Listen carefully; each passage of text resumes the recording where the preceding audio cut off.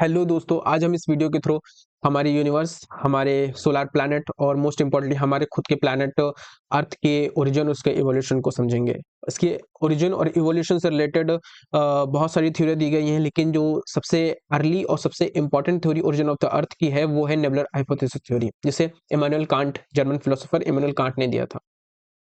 जब German philosopher Immanuel Kant ने इस थ्योरी को दिया तो उसके बाद उसका कई सारा क्रिटिसिज्म हुआ, क्योंकि सबसे पहली थ्योरी यही थी, तो जाहिर सी बात है कुछ ना कुछ अजम्पशन उसके इम्प्रैक्टिकल होंगे। तो बाद में उसे लाप्लास ने उस इम्प्रैक्टिकल अजम्पशन को डिनाई किया और नया अपडेट किया, जिसके बाद उन्होंने नई नेबुलर हाइपोथेसिस थ्योरी को दिया। तो हम आज उस वीडियो के थ्रू उसी कॉम्प्लेक्स नेबुलर हाइपोथेसिस को सिंपल करेंगे आपके लिए डिकोड करके, ठीक है। और चैनल में नए हैं तो अभ्यासक स्टीफेंस को आप ज्वाइन कर लीजिए, सब्सक्राइब कर लीजिए, ठीक है। और ज्योग्राफी की और कोई टॉपिक पे आपको नई वीडियो चाहिए और कोई टॉपिक ज्योग्राफी का या साइंस का आपको टफ लग रहा है तो हमें कमेंट बॉक्स में बताइए, हम उसकी वीडियो आपको लिए लेकर आएंगे और उस टॉपिक को इजी करेंगे, ठीक है।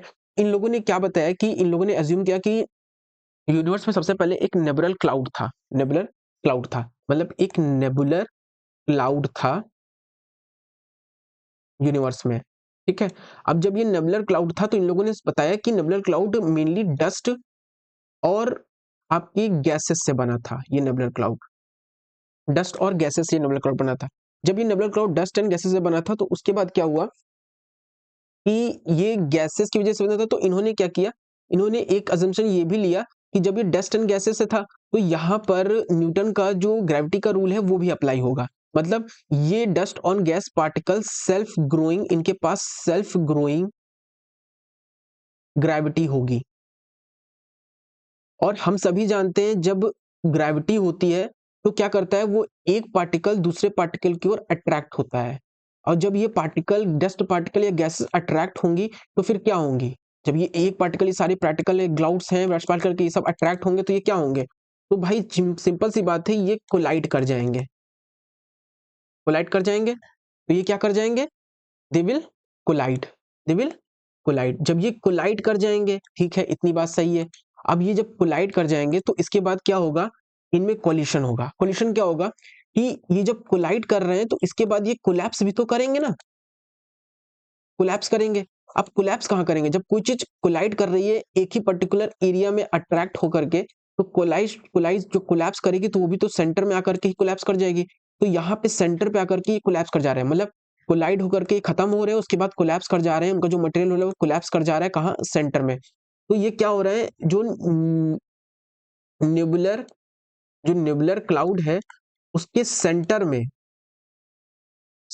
क्या कर रहे हैं, ये लोग कोलैप्स हो जा रहे हैं, दे आर कोलैप्स।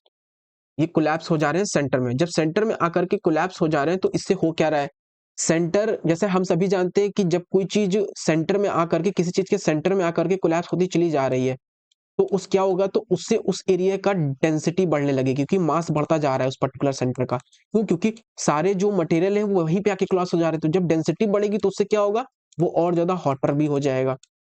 तो इससे क्या हुआ, जो न्यूक्लियर था, जो नेबुलर क्लाउड का जो सेंटर था, एनसी न्यूक्लियर नेबुलर क्लाउड का सेंटर था, वो और ज्यादा डेंस होने लगा और हॉट होने लगा, ठीक है, हॉटर होने लगा। तो जब ये और ज्यादा डेंस और हॉट होने लगा, डेंस और हॉट होने लगा, तो इससे क्या हुआ, जब भाई हमें ये पता है कि सन हमारा बहुत डेंस और बहुत हॉट है, इससे क्या हुआ, हमारा एक प्रोटो सन तैयार हो गया। प्रोटो सन तैयार हो गया। तो ये देखिए यहाँ पे आकर के हमें प्रोटो सन दिख रहा है। इस प्रोटो सन में है क्या, प्रोटो सन में कुछ नहीं है, ये प्रोटो सन, बीच में सन है, ठीक है, और उसके आसपास ये सारी चीजें हैं, मटेरियल्स, ठीक है।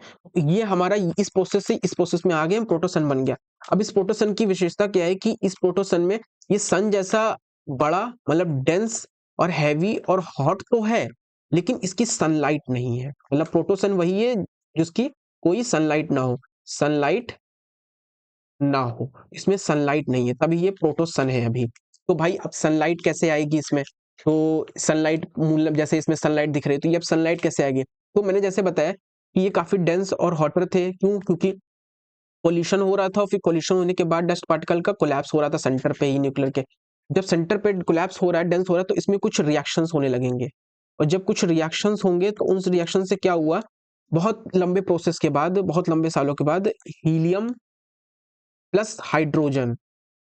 हाइड्रोजन, ये जो दो गैसें हैं, हीलियम और हाइड्रोजन, ये दो गैसें क्या करने लगी, ये दो गैसें से न्यूक्लियर फ्यूजन होने लगा। दो गैसें से क्या होने लगा, न्यूक्लियर फ्यूजन होने लगा। दो गैसेस से न्यूक्लियर फ्यूजन होने लगा, सॉरी,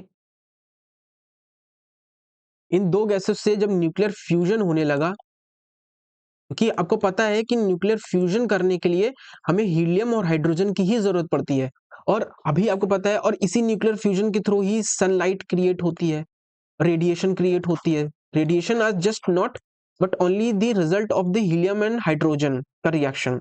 अभी चाइना ने, केवल चाइना ही ऐसी कंट्री है जिसने वर्ल्ड का पहले बार उसने क्या किया कि एक आर्टिफिशियल सन बनाया है। आर्टिफिशियल सन का मतलब क्या है कि उसने सनलाइट क्रिएट की, और वो कैसे बनाया, न्यूक्लियर फ्यूजन के थ्रू।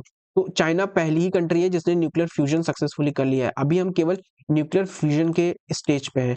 इंडिया अभी केवल फ्यूजन कर रहा है, फ्यूजन पे यहाँ पे भी वर्क चल रहा है, ठीक है, डेवलपमेंट, रिसर्च एंड डेवलपमेंट चल रही है, लेकिन चाइना ने ये कर लिया है, उसने आर्टिफिशियल सन भी बना लिया है। क्यों? क्योंकि उसने न्यूक्लियर फ्यूजन को अचीव कर लिया है। तो वहां पे न्यूक्लियर फ्यूजन होने लगा तो सनलाइट क्रिएट हो गई, मतलब इसके बाद क्या हुआ, बॉर्न हो गया हमारे सन का, हमारे सन का जन्म हो गया भाई, बधाई हो सबको, ठीक। लेकिन अब भैया ये हुआ कब, तो भैया ये हुआ ऑलमोस्ट 6 पॉइंट, अरे सॉरी 4.6 बिलियन अगो, अगो, ठीक है। अब ये प्रोटोसन कब बना, तो भाई प्रोटोसन हमारा बना था ऑलमोस्ट आते हुए ये 5.6 बिलियन अगो, मतलब इससे पहले बना था अगो। 1 बिलियन का समय लग गया प्रोटोसन से सन बनने में, ये पूरा प्रोसेस हीलियम और हाइड्रोजन का पूरा होने में, ठीक है। तो इतना आपको समझ में आया, सन हमारा बन गया। अब बात आएगी भाई कि अदर प्लैनेट कैसे बने। तो अब ये एग्रीगेशन जो आप डिस्क देख रहे हो, ये एग्रीगेशन डिस्क देख रहे हो, ये डिस्क कैसे बनी, और इसी एग्रीगेशन डिस्क के बाद ही क्या होगा, हमारे प्लैनेट्स बनना शुरू होंगे। तो जैसे मैंने बताया 99% जो पार्टिकल था, 99% हुआ क्या था कि 99% जो पार्टिकल था, डस्ट पार्टिकल और गैसेस थी, वो तो कोलैप्स कर गई थी। 0.1% बचा। अब ये 0.1% क्या करने लगा, ये सन के अराउंड क्या करने लगा, रिवॉल्व करने लगा, सन के अराउंड रिवॉल्व करने लगा। जब सन के अराउंड ये रिवॉल्व करने लगा, तो इसने क्या किया, एक फ्लैट डिस्क बनने लगी, सॉरी, फ्लैट डिस्क बनने लगी। अब आप पूछोगे कि सर ये क्यों नहीं ग्रेविटी की वजह से अंदर गया, क्यों, ये इसलिए नहीं गया क्योंकि सेंट्रीफ्यूगल फोर्स वर्क किया। सेंट्रीफ्यूगल फोर्स जब टाइट्स पढ़ोगे तब भी आप वहां पढ़ोगे। तो सेंट्रीफ्यूगल फोर्स में क्या होता है, जब कोई पावर ग्रेविटी अंदर की तरफ खींचती है, सेंट्रीफ्यूगल फोर्स उसे बैलेंस करके बाहर की तरफ खींच लेता है, तो दोनों के बीच में बैलेंस रहता है, तो प्लैनेट अपनी जगह पे ही है और रिवॉल्व कर रहे हैं। आज के समय में प्लैनेट अगर जब एक ही जगह पे है, अपनी जगह पे, वो सन की ग्रेविटी जैसे अट्रैक्ट नहीं हो रहे, बल्कि सन की ग्रेविटी ज्यादा है। क्यों? क्योंकि वो सेंट्रीफ्यूगल फोर्स वहां वर्क कर रहा है और ग्रेविटी को जो बैलेंस कर दे रहा है। तो ग्रेविटी की वजह से ये बैलेंस हो गए, और ये फ्लैट डिस्क की वजह से, या एग्रीगेशन डिस्क जैसे फ्लैट डिस्क कहते हैं, उसके तरह डेवलप हो गए और उसके अराउंड घूमने लगे। जब उसके अराउंड घूमने लगे तो एक बहुत लंबे समय प्रोसेस के बाद, बिलियंस ऑफ ईयर के बाद, ऑलमोस्ट 2 to 3 बिलियंस लगे, 2 बिलियंस लगे, बिलियन ईयर लगे, तो ये फ्लैट डिस्क क्या हो गई, ये फ्लैट डिस्क डेवलप करने लगी, एक शेप लेने लगी प्रोटो प्लैनेट का।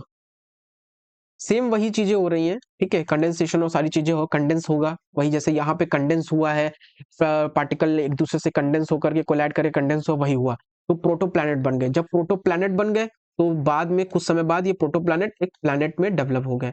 इसी चीज से आगे क्या हुआ, एस्ट्रॉयड और अदर चीजें भी बनी है। तो उम्मीद है आपको ये चीजें समझ में आई है, और हमारे ये पेज है, इनको फॉलो कर लीजिए, इंस्टाग्राम का है, और चैनल को सब्सक्राइब कर लीजिए। हमें कमेंट बॉक्स में बताइए कि आपको ज्योग्राफी के कौन सा टॉपिक नेक्स्ट नहीं समझ में आ रहा है, हम उस पर वीडियो बनाएंगे, उससे और इजी करेंगे। साइंस भी हो, साइंस भी बताइए हमें, ठीक है। धन्यवाद, जय हिंद, और ज्वाइन दी अभ्यासक Stephens for more such video. जय हिंद।